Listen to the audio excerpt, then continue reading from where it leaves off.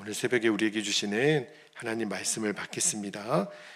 이제 요한복음 20장 마지막 말씀을 나누겠는데요. 요한복음 20장 30절 그리고 31절 두 절 말씀을 우리가 함께 말씀을 같이 읽도록 하겠습니다. 30절 시작. 예수께서 제자들 앞에서 이 책에 기록되지 아니한 다른 표현도 많이 행하셨으나 오직 이것을 기록함은 너희로 예수께서 하나님의 아들 그리스도이심을 믿게 하려 함이요 또 너희로 믿고 그 이름을 힘입어 생명을 얻게 하려 함이니라. 아멘. 하나님 말씀입니다. 오늘 새벽에는 설교 제목이 하나님은 성경을 왜 주셨을까? 라는 제목으로 말씀을 좀 나누고 우리가 기도하기를 원하는데, 저희 교회는 해마다 우리 성도님들에게 성경 일독을 할 수 있도록 매일 성경 읽기표를 만들어 가지고 우리 성도님들에게 나눠드리고, 그리고 저희 교회는 내가 오늘 읽을 성경을 읽었으면 단톡방에 성경 완료해가지고 아멘 이렇게 단톡방에 올려요. 그러면 이제 모든 성도님들이 어떤 성도님들의 이제 아멘 글을 올라오면 또 같이 공감해 주시고, 그리고 곧 우리도 다 읽어서 성경 일독을 마지막 송구영신 예배 드릴 때 요한계시록 마지막 장 말씀을 다 같이 일어나서 성경을 받고, 그리고 이제 일독 시상을 저희는 송구영신 예배 때 이제 선물을 드립니다. 그래서 아마 다른 교회도 그 성경 일독을 할 수 있도록 그렇게 하고 계시는 것 같고요. 목사님들이 성도님들에게 제일 강력하게 권면하는 것 중에 하나가, 성도님 성경을 읽으셔야 됩니다. 매일 성경을 읽으셔야 됩니다. 큐티하셔야 됩니다. 이렇게 권면을 많이 하잖아요. 어떤 때는 성도님들이 좀 부담스러울 정도로 목사님들은 성경을 읽으라고 그렇게 강조를 합니다. 왜 그렇게 강요하는 줄 아세요? 그 이유가 오늘 우리가 읽은 31절 말씀이에요. 제가 다시 한번 이 말씀을 읽어드릴게요. 오직 이것을 기록함은 너희로 예수께서 하나님의 아들 그리스도이심을 믿게 하려 함이요 또 너희로 믿고 그 이름을 힘입어 생명을 얻게 하려 함이니라. 사도 요한이 이 요한복음을 왜 기록했냐면 두 가지 이유 때문에 기록했다라는 거예요. 먼저는 예수님이 하나님의 아들이심을 믿고 구원받게 하기 위해서, 그리고 두 번째는 31절 말씀에 보니까 그 이름을 힘입어 생명을 얻게 하려 함이니라. 꼭 요한복음만도 아니죠. 성경이 66권 모든 성경이 다 이 목적으로 기록이 된 거예요. 그래서 우리는 교회 선교팀도 마침 방문해 계시는데 하나님이 딱 준비된 말씀을 주셨다는 생각이 들어요. 이틀 동안 왜 하나님은 성경을 우리에게 주셨을까? 한 가지씩 그 이유를 좀 깊이 나누고 우리가 기도하려고 그러는데, 오늘 저희가 첫 번째 그 이유를 좀 나누고 기도하겠습니다. 첫 번째는 성경을 통해서 우리가 예수님을 믿고 구원을 받기 위해서 하나님은 우리에게 성경을 주셨다라는 거예요. 여러분, 성경을요 하나님의 말씀이라고 우리가 이야기를 하잖아요. 그런데 우리가 아는 것처럼 성경의 실제 저자는 다 사람들이에요. 각 성경마다 저자들이 있거든요. 그런데도 우리는 하나님의 말씀이라고 그렇게 이야기를 하잖아요. 성경은요 어느 날 갑자기 하늘에서 뚝 떨어진 책이 아니에요. 분명히 사람이 썼어요. 그런데도 성경을 하나님의 말씀이라고 그러잖아요. 왜 그런 줄 아세요? 그 이유가 베드로 후서 1장 21절에 나와 있어요. 제가 읽어드릴게요. 예언은 언제든지 사람의 뜻으로 낸 것이 아니요. 잘 보세요. 오직 성령의 감동하심을 받은 사람들이 하나님께 받아 말한 것임이라. 그냥 쓴 게 아니에요. 저자들은 인간이지만 그 저자들에게 하나님의 성령의 감동하심을 주셨다는 거예요. 그래서 기록된 성경이기 때문에 하나님 말씀이라고 하는 거예요. 그 요한도 그 중에 한 사람이죠. 요한은요, 내가 성경의 저자라고 이야기하지 않아요. 내가 그냥 기록만 했을 뿐이다. 마치 저자가 아니라 보고 들은 것을 기록하는 리포터하는 기자예요. 그죠? 저자가 아니라, 라이터가 아니라 리포터예요. 그러니까 성경은 하나님의 말씀이잖아요. 그런데 이 성경을 읽으면 하나님이 이 땅에 보내주신 예수님을 통해서 우리가 그분을 믿고 구원받는 역사가 일어난다는 거예요. 이번에 우리는 교회 선교팀이 2박 3일 동안 저희 베델교회를 방문해서 너무너무 귀한 사랑과 헌신을 섬겨주셔서 감사해요. 그러나 우리 선교팀이 이번에 방문하게 된 궁극적인 목적이 있습니다. 그게 뭐냐면 한 사람이라도 천하보다 귀한 한 영혼이 예수님을 통해서 구원받는 역사가 나타나는 거예요. 일어나는 거예요. 여러분이 다녀가신 뒤에 그냥 우리가 좋은 시간 보내고 간 것이 아니라 여러분이 다녀가신 그 남은 자리에 생명 구원의 역사가 나타나기를 축복합니다. 그 일을 위해서 우리가 온 거예요. 그런데 반드시 하나님의 말씀이 떨어진 곳에 예수님을 믿게 되는 역사가 일어납니다. 오늘 새벽에 제가 우리 한국 교회사 한 토막 이야기를 좀 여러분에게 나누고 기도하기를 원하는데, 여러분 한국 개신교회에 제일 먼저 복음을 전해준 우리 선교사님 두 분이 있지요. 1885년입니다. 4월 5일 날, 그날이 부활주일이었어요. 그 인천에 제일 먼저 입국하신 두 분의 선교사님 이름 기억나시죠? 아펜젤라 선교사님과 장로교회 언더우드 선교사님이 오신단 말입니다. 그런데 놀라운 일이 있는 거예요. 그 두 선교사님이 오시기 전에 이 조선 땅에 예수 믿는 사람들이 먼저 있었다는 거예요. 그리고 성경이 지금 돌아다니네요.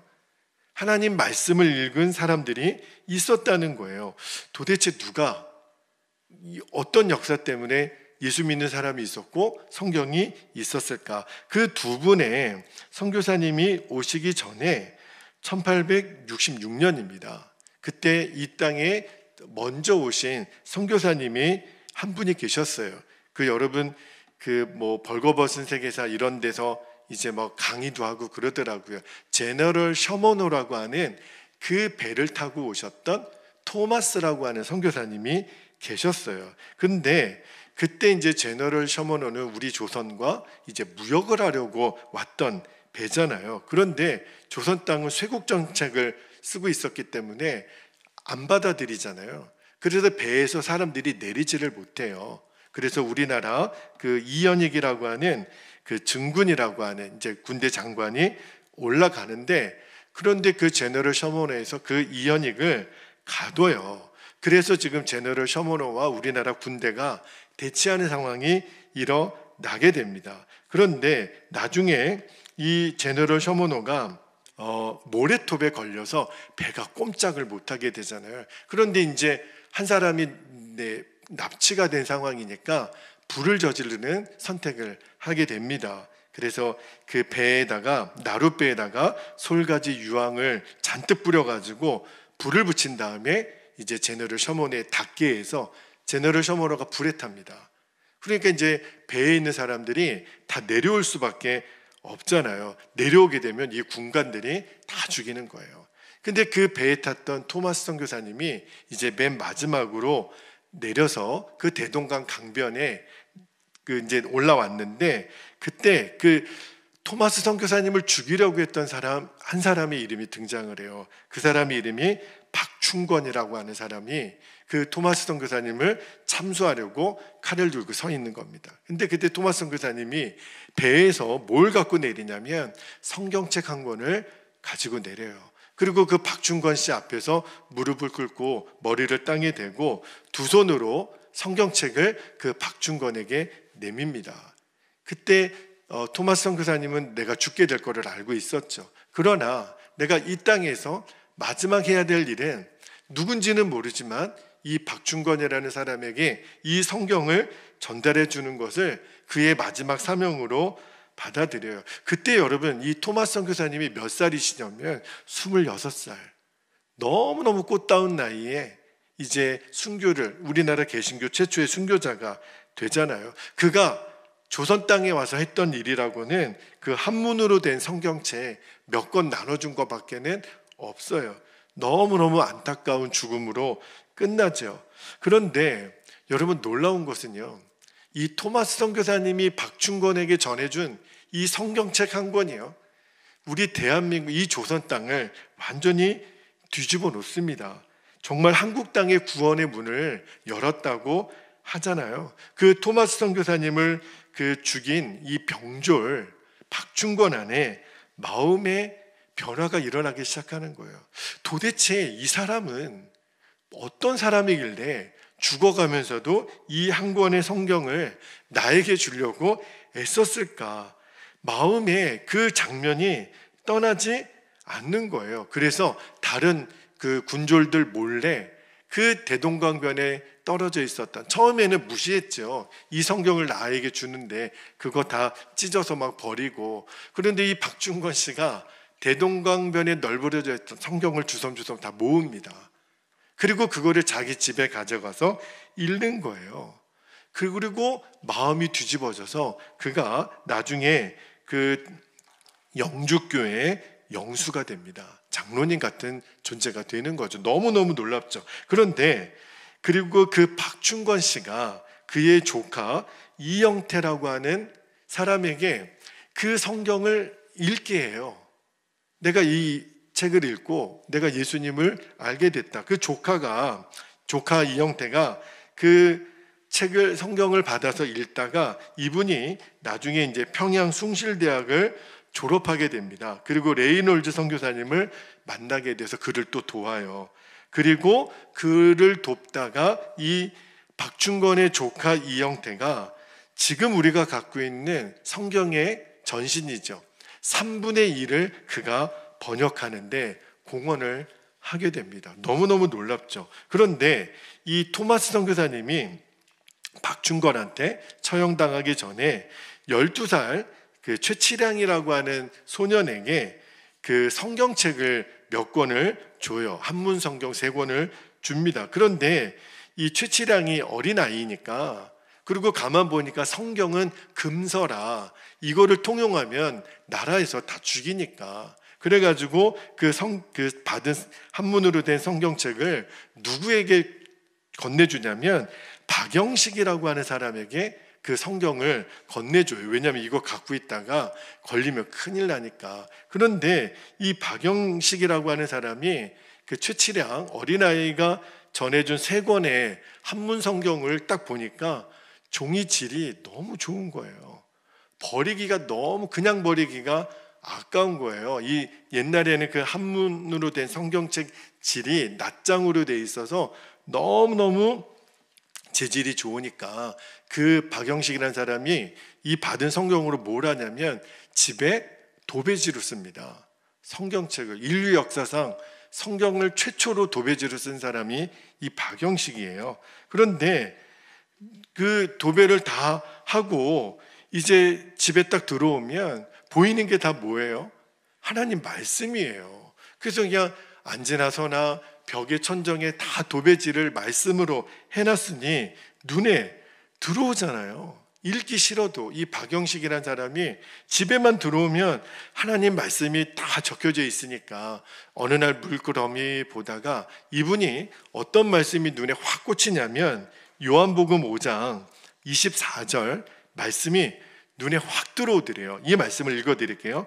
내가 진실로 진실로 너에게 이르노니 내 말을 듣고 또 나 보내신 이를 믿는 자는 영생을 얻었고 심판에 이르지 아니하나니 사망에서 생명으로 옮겼느니라.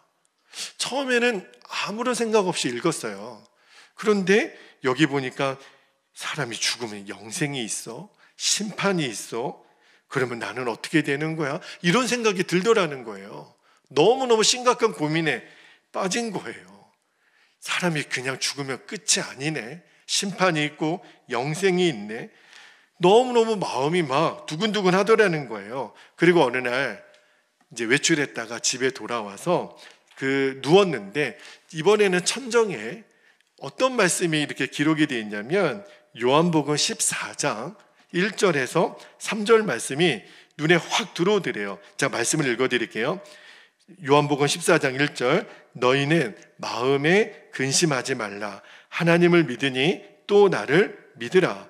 2절에 내 아버지 집에 거할 곳이 많도다. 그렇지 않으면 너희에게 일렀으리라. 내가 너희를 위하여 처소를 예비하러 가노니 가서. 3절, 너희를 위하여 처소를 예비하면 내가 다시 와서 너희를 내게로 영접하여 나 있는 곳에 너희도 있게 하리라. 이 말씀이 눈에 또 들어오더라는 거예요. 그래서 어느 누구로부터 복음을 전해드린 일이 없어. 이 박영식 씨 마음 안에 도대체 예수님이 누구인지, 그리고 이 예수님을 보내신 하나님은 누구인지를 그 말씀에서 만나기 시작한 거예요. 그리고 이 박영식 씨도 예전에 그 박중건 씨와 함께 토마스 선교사님을 죽였던 그 가슴 아픈 일이 그 마음에 떠오르면서 우리가 진짜 나쁜 일을 했던 거구나, 우리가 선교사님을 죽인 거구나, 마음의 가책을 느껴서 마태복음 4장 17절 말씀을 읽어드릴게요. 회개하라, 천국이 가까웠느니라. 이 말씀을 읽고 그가 뒤집어져요. 정말 회개해야 되겠구나. 우리가 토마스 선교사님을 죽인 너무너무 악한 죄를 저질렀구나. 누구로부터 복음을 전해 듣지 않았는데 그 하나님의 말씀을 읽다가 그가 뒤집어져서 구원을 받게 돼요. 그리고 12살짜리 도배지로 쓰게 했던 그 최치량이라고 하는 그 소년 있잖아요. 그도 예수님을 같이 믿게 됩니다. 그리고 여러분, 이 박영식 씨의 집 있죠. 성경을 도배로 했던 이 집이 나중에 평양 최초의 교회인 널다리 교회가 됩니다. 그리고 그 널다리 교회가 나중에 1907년에 평양의 대부흥을 이끌었던 이 동방의 예루살렘으로 일컫는 이 평양의 대부흥을 이끌었던 이제 장대원 교회의 전신이 돼요. 거기에 길선주 장로님이 나오시죠. 마지막에 주기철 목사님도 다 그 교회를 섬겼던 목사님이 되십니다. 여러분, 제가 이 한국 교회사 이야기를 여러분께 잠깐 드린 이유는 하나님의 말씀이 떨어지는 곳에 생명 구원의 역사가 일어난다라는 거예요. 말씀을 읽으면 구원의 역사가 일어납니다. 물론 그냥 성경을 문자적으로만 읽는다고 그냥 저절로 구원의 역사가 일어나는 것은 아니에요. 교회를 안 다니는 사람 중에 성경을 마치 교양도서로 읽는 사람도 있어요. 제가 익산에서 전도를 해보면 어떤 분은 목사님, 내가 성경을 잘 안다고, 예수라는 사람을 안다고, 그러나 나는 그를 믿지 않고 교회는 다니지 않는다고 하는 사람도 있어요. 왜 그러냐면 말씀을 문자적으로 읽지만 아직 그에게 성령의 역사가 받아들이지 않고 있기 때문에. 제가 여기 방금 앞서서 박영식이라는 사람 이야기를 해드렸잖아요. 그가 읽었던 요한복음 5장 24절을 제가 다시 한번 읽어드릴게요. 내가 진실로 진실로 너희에게 이르노니 내 말을 듣고 또 나 보내신 이를 믿는 자는 영생을 얻었고 심판에 이르지 아니하나니 사망에서 생명으로 옮겼느니라. 그 박영식 씨도요, 처음에는 아무 생각 없이 말씀을 읽었던 거예요. 그런데 말씀을 읽고 또 읽다가 갑자기 어떤 생각이 들어오냐면, 사람은 죽네, 그것으로 끝이 아니네, 심판이 있네, 그 다음에는 영원한 생명이 있네, 그러면서 마음에 온갖 그 회의를 느끼고 사람이 그냥 끝나는 게 아니네, 그러면서 그 마음에 말할 수 없는 근심이 느껴지더라는 거예요. 그게 뭐죠? 성령님의 역사였던 거예요. 물론 처음에 박영식 씨가 이게 성령의 역사인지는 몰랐겠죠. 그런데 심판을 생각하고 점점 내 안에 성령께서 역사하시는 것이 이제 드러나더라는 거예요. 물론 모든 사람이 이렇게 반응하지는 않겠죠. 만약에 박영식 씨가 내가 무슨 쓸데없는 생각하고 있어, 영생이 어디 있고 심판이 어디 있고, 사람이 죽으면 끝나는 거지, 그냥 기생집이나 다니면서 술 먹고 끝내는 거지, 그렇게 끝낼 수도 있었지만, 그러나 그는 결국 성령의 역사를 받아들이잖아요. 구원의 역사가 일어나잖아요. 여러분, 우리는 교회 선교팀이 어저께 북부시장 가서 열심히 전도를 하는데 제 마음에 너무나 큰 감동이 오는 거예요. 여전히 그 여러분이 나눠주시는 전도지 선물을 사람들이 너무 잘 받아요. 그 말은 뭘 말하냐면 이 땅에 구원받아야 될 영혼들이 많은 거예요. 그분들 중에 교회를 다니는 분들도 계셨을 거예요. 그러나 뭔지 모르지만 그들은 선물을 받았을 거 아니에요. 그거를 그냥 쓰레기통에 버리지 않았을 거예요. 왜? 그 안에 먹을 게 있거든요. 사탕이 있고 호두가 있고, 아마 그거를 먹다가 이게 뭐야? 그러면서 그 안에 여러분이 제작해서 보내주신 그 사형리 전도지가 있단 말이에요. 그 안에 하나님의 말씀이 있단 말이에요. 그 박준건 씨는 토마스 선교사를 죽이다가 그가 전해준 성경책 때문에 예수를 알게 됐고, 결국 그게 조선 땅을 복음화시키는 씨앗이 될 줄을 누가 알았겠어요? 어제 여러분들이 뿌려주신 그 땀과 여러분의 섬김이 이 익산 땅을 뒤집어 놓을 줄 누가 알겠어요? 하나님의 말씀이 떨어지는 곳에는 반드시 생명 구원의 역사가 일어납니다. 제가 우리 오늘 함께 새벽 기도를 하는 여러분들을 정말 축복하고 싶은 것 중에 하나가, 여러분 정말 하나님의 말씀을 가까이 하셔야 됩니다. 목사님들이 괜히 여러분에게 성경을 읽으셔야 됩니다. 말씀을 가까이 하셔야 됩니다. 괜히 그런 게 아니에요. 하나님의 말씀이 떨어지는 영혼마다, 하나님의 말씀의 씨앗이 떨어진 영혼은 자라게 돼 있어요. 구원의 역사가 일어나게 돼 있어요. 제가 내일 새벽에는 예수님으로 말미암아 생명을 얻게 되는 역사에 대해서 한 번 더 말씀을 전할 거예요. 그러나 오늘은 먼저 첫 번째, 하나님의 말씀이 떨어지면 이제 예수님이 하나님의 아들이신 것과 그를 통하여 구원을 얻게 되는 것을 알게 하기 위해서 성경을 기록했다고 오늘 요한사도가 이야기를 하잖아요. 그래서 우리 다음 세대들에게, 여러분 우리 교회 아직 성경 일독을 갖지 못하는 성도들에게 끊임없이 같이 권면해서, 아마 우리는 교회는 우리 목사님 매일 맥체인 성경을 읽으셔서 그 동행일기에 쓰시는 걸 보면 아마 여러분들도 그렇게 하시는지 모르겠어요. 어쨌든 여러분 적어도 우리가 성도라면 1년의 일독은 꼭 하셔야 됩니다. 하루에 15분, 20분씩만 읽으시면 돼요. 그리고 우리 주변에, 특히 우리 자녀들에게 말씀을 가까이 할 수 있는 시간을 꼭 갖게 됩니다. 제가 우리 태우가 초등학교 2학년 때부터 매일 가정 예배를 드렸어요. 그리고 초등학교 4학년 때부터는 우리가 말씀을 읽으면 너가 오늘 읽은 말씀을 받은 은혜가 뭔지 너의 입으로 고백하는 훈련을 꾸준히 했어요. 그랬더니 그 창세기부터 요한계시록까지 성경을 다 읽었어요. 그냥 읽은 게 아니라 읽고 내가 받은 은혜를 입으로 고백해보고, 읽고 엄마가 나누는 이야기, 아빠가 나누는 이야기, 할머니가 나누는 이야기를 우리 아이가 매일 들었어요. 그러고 나니까 아이 마음속에 너무너무 귀한 성품이 시작이 되더라는 거예요. 그리고 이제 일독을 다 끝내고 이제 저희가 신약 성경을 또 일독이 거의 마무리가 되어가고 있어요. 여러분, 우리 아이들을 위해서 우리 부모가 해줄 수 있는 최고의 선물이 말씀을 가까이 하도록 섬겨주는 일입니다. 그리고 온 교회 성도들이 말씀을 가까이 하고, 그리고 우리가 오늘 전하는, 우리가 그냥 임용 봉사, 이침 봉사, 단순히 봉사를 위해서 온 게 아니지요. 여러분 마음에 와닿았던 말씀 한 구절이라도 이렇게 마사지 해드리면서 읽어드리는 거예요. 어르신, 하나님이 어르신을 사랑해요. 요한복음 3장 16절에 하나님이 세상을 이처럼 사랑하사 독생자를 주셨으니 이는 그를 믿는 자마다 멸망치 않고 영생을 얻게 하려 하심이라고 말씀하셨어요. 그 한 절 말씀을 읽어드리면 그 말씀이 그 영혼에 들어가서 그를 뒤집어내요. 그를 살려낼 줄 믿습니다. 그래서 저는 꿈이 있어요. 제가 여러 번 다녀가신 다음에 한윤호 목사님께, 목사님, 그날 15일 날 그 효도잔치에 오셨던 분이 이번 주일에 오셨어요.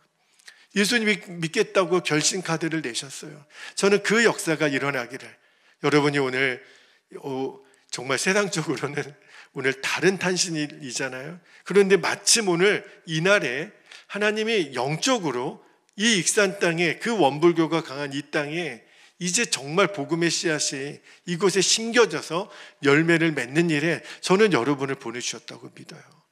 토마스 선교사님의 죽음이 그냥 헛된 죽음이 아니었던 것처럼 여러분이 2박 3일 동안 다녀갔던 이 시간이 너무너무 귀하고 복된 시간이 되게 하실 줄로 믿습니다. 이 시간에 우리 함께 기도하겠습니다.